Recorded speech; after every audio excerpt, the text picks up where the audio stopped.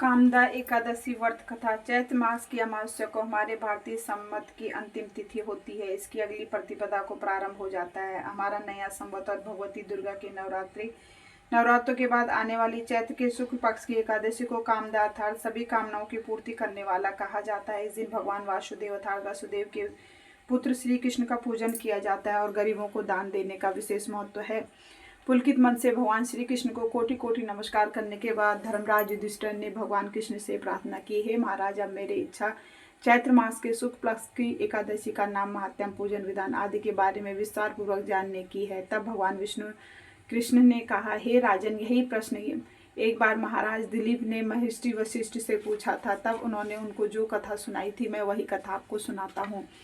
बहुत समय पहले की बात है। रत्नपुर नामक एक नगर में अनेक ऐश्वर्य से युक्त पुंडरीक नाम का एक राजा राज्य करता था। रत्नपुर नाग में अनेक अप्सरा, किन्नर तथा गंधर्व वास करते थे। उनमें ललित और ललिता नामक पति पत्नी भी थे। उन दोनों में अत्यंत स्नेह था। थोड़े समय के लिए अलग अलग होते ही वे दोनों अत्यंत व्याकुल हो जाते थे। एक समय पुंडरीक की सभा में अन्य गंधर्वों के सहित ललित भी गाना गा रहा था। गाते गाते उसको अपनी प्रियतम ललिता का ध्यान आ गया। इससे ध्यान भंग हो गया और गायन का स्वरूप बिगड़ गया।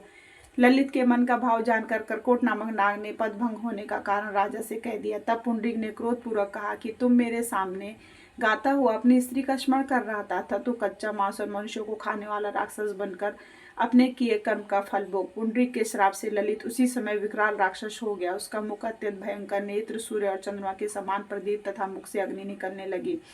सिर के बाल पर्वत पर खड़े वृक्षों के समान तथा भुजाएं अत्यंत लंबी हो गई। इस प्रकार उसका शरीर 8 योजन लंबा हो गया। राक्षस बनकर वह अनेक प्रकार के दुख भोगते हुए जंगलों में भटकने लगा।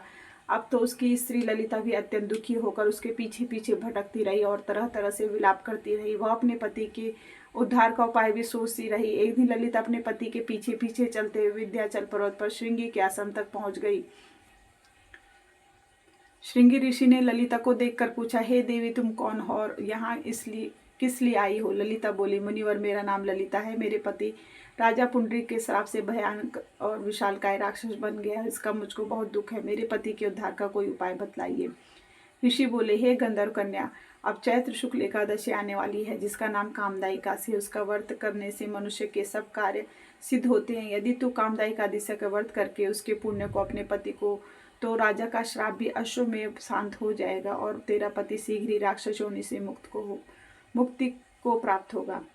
चैत्र शुक्ल एकादशी कामदा आने पर ललिता ने व्रत किया और द्वादशी को ब्राह्मण के सामने अपने व्रत का फल अपने पति को देती हुई भगवान से प्रार्थना करने लगी, हे प्रभु, मैंने जो यह व्रत किया इसका फल मेरे पति देव को प्राप्त हो जिससे वह राक्षस योनि से मुक्त हो जाए। एकादशी का फल देते ही उसका पति राक्षस योनि से मुक्त होकर अपने पुराने स्वरूप को प्राप्त हुआ। अनेक सुंदर वस्त्र आभूषणों से युक्त होकर ललिता के साथ विहार करने लगा। उसके पश्चात वे दोनों एक दिव्य विमान में बैठकर स्वर्गलोक को चले गए।